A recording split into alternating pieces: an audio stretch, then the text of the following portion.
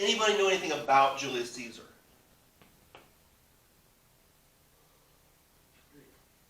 No. He was Roman. Very good. Roman around the countryside. What else was he? A what? A war hero. Okay, he was a general. Very true. What else? Anything else about Julius Caesar? George, you got something? Julius Caesar? Yeah. He's got salad named after him. He's got a section named after him because he's pulled from his mother's womb. Something about like a Caesar salad? Yes, that's right. Yeah, I'm glad you guys know so much about salads. It's a very healthy thing. Okay, so let me go ahead and go over this here. Let's pretend this is Spain, at least somewhat of a decent approximation. What am I doing? Oh my gosh. Here's Italy with the boot.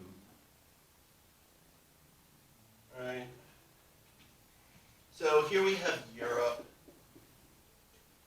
Here we have Asia. Here we have Africa. Okay, so around, I want to say around 50 to maybe 45 BC, a lot of interesting things happened with Julius Caesar. Julius Caesar was part of what was called the triumvirate. Okay?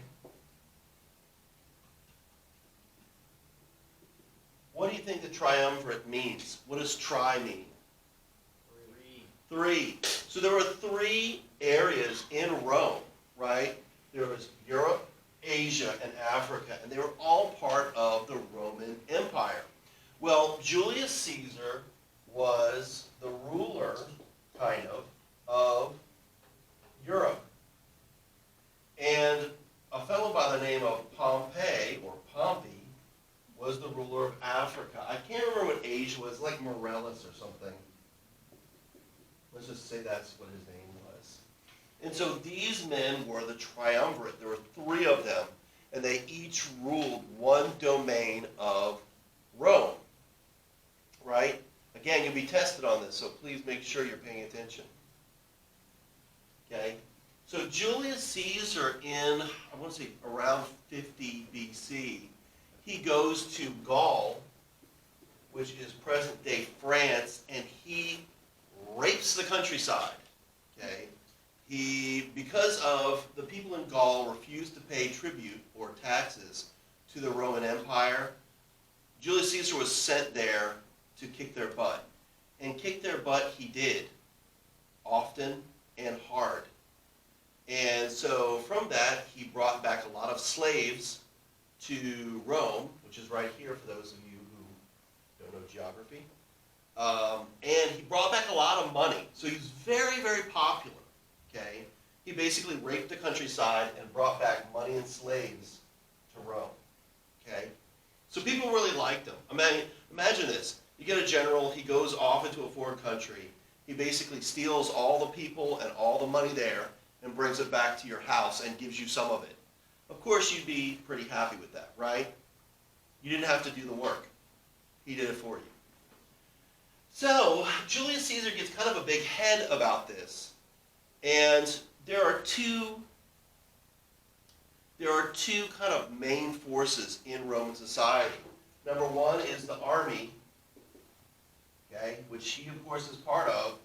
Number two is the Senate, which, of course, are in Rome. And they are the people that make the big decisions, okay, not the army. They tell the army what to do, okay? But the army had gotten so big that it kind of became its own monster. And Julius Caesar had very, very loyal men. He paid them well, and he would pay them a lot more when people were trying to buy them out. Because Julius Caesar, even though he brought back this richness to Rome, he also took a cut for himself. So he was quite rich. Okay? So Julius Caesar got this fat idea back in the day of saying, you know what, don't need to be under the Senate anymore. I'm going to become an imperator. Or in other words, kind of the dictator of Rome. Now, I'd say not 500, 400 years prior, Rome had kings, okay? And it was the Senate that kicked the kings out, basically said, get out of here. We're going to have something like a Senate of like 400 people or whatever. They're going to make the decisions, not any king. So Julius, in a way, was coming back to being a king. And this made a lot of people in the Senate very unhappy. So what did the Senate do? What? Well, that would be really hard because he always had soldiers around him that were very loyal. So what what the Senate did was they went to this guy right here, Pompey, and they said, hey Pompey, we want you to defeat Julius Caesar in battle, kick his butt, and then we're going to go bury him out in a field somewhere, and here's a bunch of troops to kick his butt with.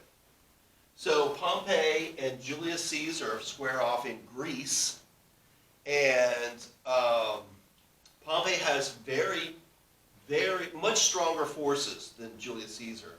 But Julius Caesar outsmarts Pompey and defeats him. So Pompey runs away to Alexandria in Egypt, where a couple guys in the boat that he's riding suddenly stab him in the back and kill him. So Pompey is dead, okay? And thanks to the Senate. So what do you think Julius Caesar does next? He goes back to Rome and he basically proclaims himself one of the sons of Jupiter.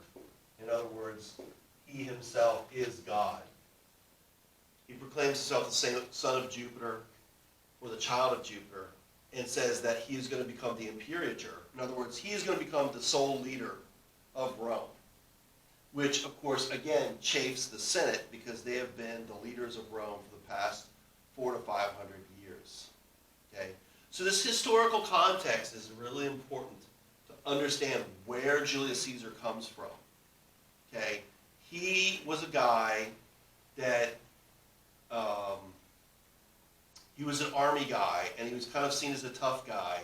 He came back and he wanted to take over Rome and make it his own, just because he had become so rich and so successful.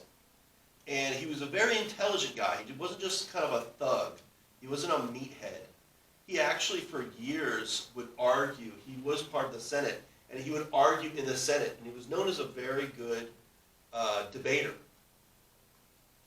He also published 2 books, which are Bellus Galli and Bellus Civitas. In other words, the war in Gaul, and then the Civil War. And so this documents the 2 times when he fought here against the French in Gaul, or the native French, who, of course, they surrendered anyway, and against Pompey in the Civil War. So this is where we start with Act 1, Scene 1, is you have 2 soldiers who are part of Pompey's old army, and they're really pissed off because Caesar is coming into Rome as triumph. And in Rome, if you win like a great battle, you were allowed to have what's called a triumph, and that was you and your buddies would get in a long train of chariots, and you'd go through Rome, and everyone would throw flowers at you, and there'd be this big celebration. And so 2 of these soldiers, who are Pompey's men, get really pissed off with everyone having a party there, because who's the person who killed their boss? Julius Caesar is the one that killed their boss, and probably a man that they were loyal to. So this is kind of just the setup of Julius Caesar, Act 1, Scene 1.